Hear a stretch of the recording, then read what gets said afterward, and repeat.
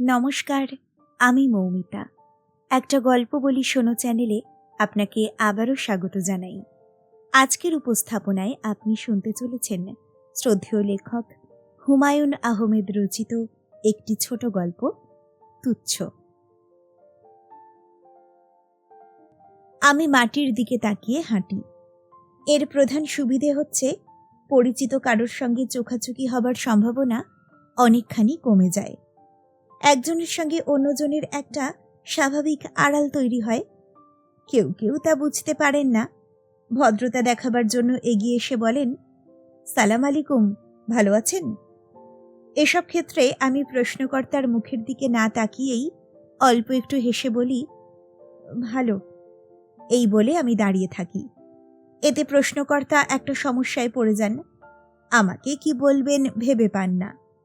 গায়ে পড়ে কথাবার্তা শুরু করার যন্ত্রণা আমি তাকে পেতে দিই। পরিষ্কার বুঝতে পারি ভদ্রলোক মনে মনে বলছেন, কি যন্ত্রণা, কেন যে কথা বলতে গেলাম। সবসময় এই অবস্থা যে হয় তা নয়। কিছু কিছু লোক আছেন যারা কথা বলতে খুব পছন্দ করেন। দেশের কি হচ্ছে বলুন দেখি ভাই, এই বলে নিজেই দেশের কি হচ্ছে সে সম্পর্কে বিস্তারিত বলতে থাকেন। এদের হাত থেকে নিষ্কৃতি পাওয়ার সহজ কোনো উপায়ও নেই। বদরুল আলম সাহেব এরকমই একজন মানুষ। সরকারি কর্মচারী, সম্প্রতি রিটায়ার করেছেন। হঠাৎ এসে পড়া অবসর জীবন নিয়ে কি করবেন বুঝে উঠতে পারছেন না। দুটি কাজ খুব মন দিয়ে করেছেন, শরীর চর্চা এবং দেশ চর্চা।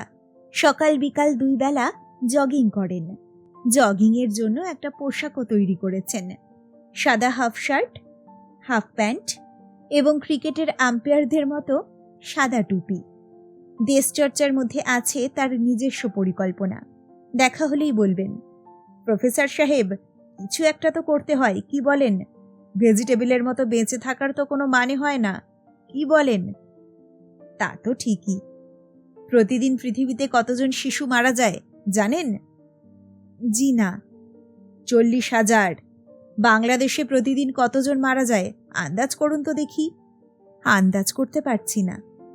ইউনিসেফের একটা রিপোর্ট আছে আমার কাছে, আপনাকে পড়তে দেব। পড়লে মাথা ঘুরে যাবে, ভয়ঙ্কর অবস্থা। আমাদের একটা কিছু করা দরকার, কি বলেন? তা তো বটেই। এই যে ছোট ছোট শিশু রাস্তার পাশে বসে ভিক্ষা করছে, এদের কাছে আমাদের জবাবদিহি করতে হবে, হবে না? তা তো হবেই। আমি আমার স্ত্রীকে বলেছি প্রতিদিন 50টা করে হাতে গড়া রুটি তৈরি করে দেবে, আমি ডিস্ট্রিবিউট করব। সে রাজি হয়েছে। আপনাদেরকেও এগিয়ে আসতে হবে, একার পক্ষে তো সম্ভব না, কি বলেন? তা তো বটেই। যত গর্জে তত বর্ষে না, এটা হচ্ছে সাধারণ নিয়ম। বদরুল আলম সাহেবের বেলায় নিয়মের একটু ব্যতিক্রম লক্ষ্য করলাম। তিনি সত্যি সত্যি রুটি বিতরণ সমিতি, সংক্ষেপে রুবিজ, স্থাপন করে বসলেন। সমিতির 3-4টা সভাও হয়ে গেল। আমি ওই সমিতির এক্সিকিউটিভ কমিটির একজন সদস্য। পাড়ায় থাকতে গেলে কত রকমের যন্ত্রণা যে সহ্য করতে হয়। এই জাতীয় সমিতিগুলির আয়ু লিটল ম্যাগাজিনের আয়ুর চেয়েও কম হয়, এটাই হচ্ছে ভরসার কথা। 2-1 দিন রুটি বিলিয়েই সবার উৎসাহ মরে যাবে, এটা স্বতঃসিদ্ধভাবে ধরে নেওয়া যায়। আমাদের সমিতির সভায় ঠিক করা হলো রুবিজের কার্যকলাপ বর্ষা মৌসুমে শুরু করা হবে। সেই সময়ই খাবার দাবারের আকালটা একটু বেশি দেখা যায়। বর্ষার আগে পর্যন্ত সমিতির সদস্যরা রুটি বিতরণের পদ্ধতি সম্পর্কে খোঁজ খবর করবেন এবং চিন্তাভাবনা করবেন। আমি হাফ ছেড়ে বাঁচলাম, বর্ষা আসতে দেরি আছে, রুবিজ ততদিন টিকবে না। বর্ষা বাদলায় রুটি নিয়ে বের হবার উৎসাহ কারোর থাকার কথা নয়। তবে বদরুল আলম সাহেব যেরকম উৎসাহী ব্যক্তি, কিছুই বলা যায় না। বৈশাখ মাসের কথা। বিকেলের দিকে আকাশ অন্ধকার করে মেঘ করেছে, নিশ্চয়ই একটা কালবৈশাখী হবে। দ্রুত পা চালিয়ে বাসায় ফিরছি। দোয়েল চত্বরের কাছে এসে বদরুল আলম সাহেবের সঙ্গে দেখা হলো। মাথা নিচু করে চলে যাব ভাবছি, সম্ভব হলো না। বদরুল আলম সাহেব গলা উঁচিয়ে ডাকলেন, ভাই একটু এদিকে আসুন তো, বিরাট বিপদে পড়েছি। গিয়ে দেখি সত্যি বিরাট বিপদ। 4 জন শিশুর একটা দলের মধ্যে তিনি নার্ভাস ভঙ্গিতে দাঁড়িয়ে আছেন। দলটির সঙ্গে বিছানা, একটা পাটি এবং হাঁড়িকুড়ি দেখে বোঝা যাচ্ছে এরা গ্রাম ত্যাগ করে সদ্য শহরে এসে পৌঁছেছে। চারিদিকের কাণ্ডকারখানা দেখে ভয়ানক হকচকিয়ে গেছে। সবচেয়ে ছোটটি 3-4 বছরের মেয়ে, সে ক্রমাগত ফ্রকের হাতায় চোখ মুছছে। সবচেয়ে বড়টিও মেয়ে, 12-13 বছর হবে, এও কাঁদছে। মাঝের দুটি ছেলে, এরা কাঁদছে না। আমি হাসি মুখে বললাম, আলম সাহেব, আমার মনে হচ্ছে আপনার রুটি বিতরণের সাবজেক্ট পেয়ে গেছেন। তিনি বিরক্ত মুখে বললেন, আরে ভাই, হাসবেন না, বিরাট ঝামেলা। আপনি এসেছেন ভালো হয়েছে। এদের সমস্যাটা একটু মন দিয়ে শুনুন, কোনো সলিউশন বের করা যায় কিনা দেখুন। আমি একটা সেকেন্ডও থাকতে পারছি না, জরুরি একটা অ্যাপয়েন্টমেন্ট। অলরেডি আধা ঘন্টা লেট। আকাশের অবস্থা তো দেখতেই পাচ্ছেন, কাল বৈশাখী শুরু হয়ে যাবে। তিনি আমাকে দ্বিতীয় কথা বলার সুযোগ দিলেন না। অতি দ্রুত রাস্তার ওপাশে তার মরিস মাইনরের দিকে ছুটে গেলেন।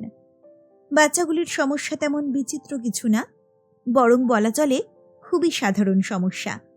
এদের বাড়ি ময়মনসিংহের ত্রিশালে।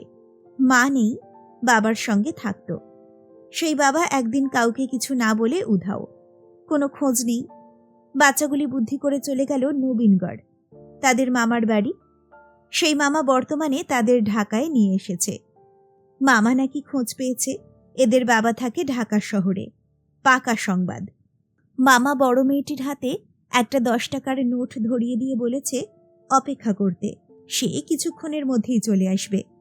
এরা অপেক্ষা করছে, কিন্তু মামার খোঁজ নেই। আমি বললাম, মামা কখন গেছে? বড় মেয়েটি ফোপাতে ফোপাতে বলল, সকালে। মেয়েটি মন খারাপ করিয়ে দেবার মতো সুন্দরী, ছোট বাচ্চাটিও পুতুলের মতো। এটা একটা অস্বস্তিকর ব্যাপার। এরা দেখতে কদাকার হলে কোনো কথাবার্তা না বলে চলে যাওয়া যেত, এখন যাওয়া যাচ্ছে না। বাবা কি করত? গাতক। সেটা আবার কি? গান গায়, সারি গান, মুর্শিদি গান। আরেক সমস্যা, সঙ্গীতজ্ঞের পরিবার। এদের বাবা যদি কামলা টামলা জাতীয় কিছু হতো তাহলে মনের উপরে চাপ পড়তো না। বাচ্চাগুলি এখনো বুঝতে পারছে না মামা নামক মানুষটি এদের ফেলে পালিয়েছে, এখনো আশা করে আছে। আমি বললাম, তোমরা খেয়েছো কিছু? বড় মেয়েটি ফোঁপাতে ফোঁপাতে জানালো, 3 টাকার বাদাম কিনে সবাই মিলে খেয়েছে। হাতে এখনো 7 টাকা আছে। আমি পকেট থেকে 10টা টাকা বের করে বললাম, নাও রাখো। বড় মেয়েটা অবাক হয়ে তাকিয়ে রইল। ভিক্ষা নিয়ে তার হয়তো অভ্যাস নেই। বিপদের উপর বিপদ। ছেলে দুটিও কাঁদতে শুরু করেছে। বড় মেয়েটি একজনকে কোলে তুলে নিয়েছে, অন্য ছেলেটি বোনের ফ্রক ধরে আছে। খুবই অস্বস্তিকর অবস্থা। আমি শুকনো গলায় কিছু কথাবার্তা চালাবার চেষ্টা করলাম, যেমন নাম কি, স্কুলে পড়ে কি না, তারাও কি বাবার মতো গান জানে নাকি, এইসব। কোনো আলাপই বেশি দূর এগোয় না। এরা হাঁ করে চেয়ে থাকে এবং ক্রমাগতই চোখ মোছে। ছোট বাচ্চাটি কেঁদেই অস্থির। একবার ইচ্ছে হলো মাথায় হাত বুলিয়ে একটু আদর করি। পর মুহূর্তেই নিজেকে সামলে নিলাম। বাড়তি আদর দেখানো মানেই নিজের ঘাড়ে ঝামেলা টেনে আনা। আকাশের অবস্থাও দ্রুত খারাপ হচ্ছে। হঠাৎ ঝড় বৃষ্টি শুরু হলে দৌড়ে আশ্রয় নেবারও জায়গা নেই। এ কি মহাযন্ত্রণায় পড়া গেল। আমি অত্যন্ত ঠান্ডা মাথায় অপেক্ষা করতে লাগলাম। যদি কোনো ভদ্রলোক এই রাস্তায় আসে তাকে বলবো, আমার একটা অত্যন্ত জরুরি কাজ আছে, আমি থাকতে পারছি না, একজন ডাক্তারের সঙ্গে অ্যাপয়েন্টমেন্ট। সত্যি সত্যি একজনকে আসতে দেখা গেল। মাঝবয়সী এক ভদ্রলোক। ঝড় আসছে দেখে ছুটে যাচ্ছেন। আমাদের কাছে এসে থমকে দাঁড়িয়ে বললেন, কি হয়েছে? আমি করুণ গলায় বললাম, ওদের একটা সমস্যা হয়েছে, একটু কাইন্ডলি শুনুন। এই, তোমরা ওনাকে বলো তো ব্যাপারটা কি। আমি আর দাঁড়ালাম না, লম্বা পা ফেলতে শুরু করলাম। বড় মেয়েটি খুবই অবাক হয়ে আমার দিকে তাকিয়ে আছে।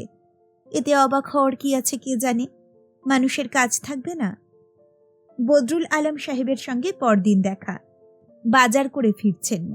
আমাকে দেখে হাসি মুখে বললেন, কি ভালো?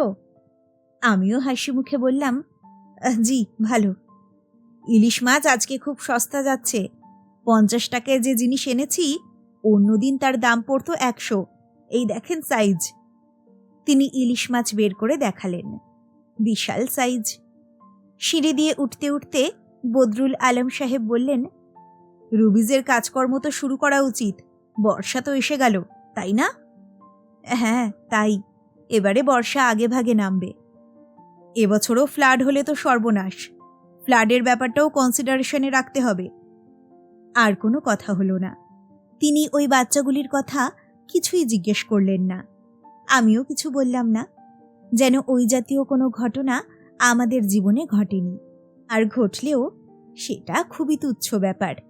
তুচ্ছ কিছু নিয়ে মাথা ঘামাবার সময় কোথায় আমাদের? শেষ হলো হুমায়ুন আহমেদের গল্প তুচ্ছ। গল্পটা আপনার কেমন লাগলো আমাকে অবশ্যই জানান কমেন্ট সেকশনে। খুব তাড়াতাড়ি ফিরে আসছি নতুন একটা গল্প নিয়ে। সকলে ভালো থাকুন, সুস্থ থাকুন। নমস্কার।